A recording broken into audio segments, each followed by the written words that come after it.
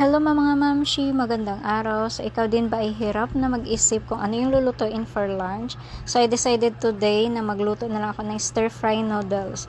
So naglagay lang ako ng mantika dito. So it's up to you kung mantika or mantika ng baboy ang gagamitin mo, kasi usually mantika ng baboy nung nasa Hungary ako. And you can also use the olive oil or any oil will do.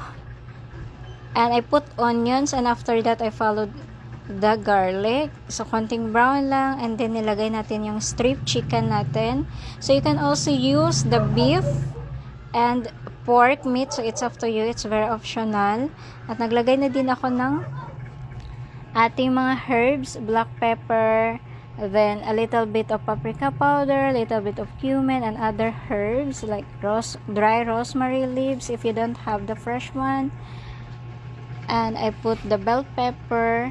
Then saute lang natin siya konti, and then followed by our carrots. So di natin kailangan na i-overcook yung veggies kasi mawawala. So pangit yung dating ng aking niluluto kapag na-overcook yung veggies natin, kasi nawawala talaga siya. So it's really up to you kung ano pa yung mga veggies na bet mo na ihahalo. And then I put dark soy sauce, oyster sauce, and of course the soya sauce. It is very important in this recipe, the soya sauce. And I put 2 cups of water.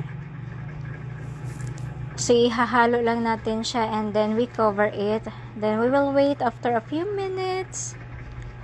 Ilalagay na natin ang ating veggies. So ito ay Chinese pechay. You can use the ordinary pechay or any veggies that you want to put here. But this time, this is the only veggies that I have, kaya no choice tayo. But usually talaga iba yung nilalagay ko dito. So nilagay na natin pala ang ating noodles. Tapos nag-add na din ako ng water kasi medyo nakulangan ako sa water. And then naglagay din ako ng chicken powder. So makakabili kayo sa grocery ng chicken powder. And we're going just to mix it until maubos na yung water niya, wala na siyang sabaw, tapos medyo fry na yung dating niya. And lastly, I put the sesame seeds, kasi every time magluto ako ng pasta or any noodles talaga na dry, I put sesame seeds. I like it.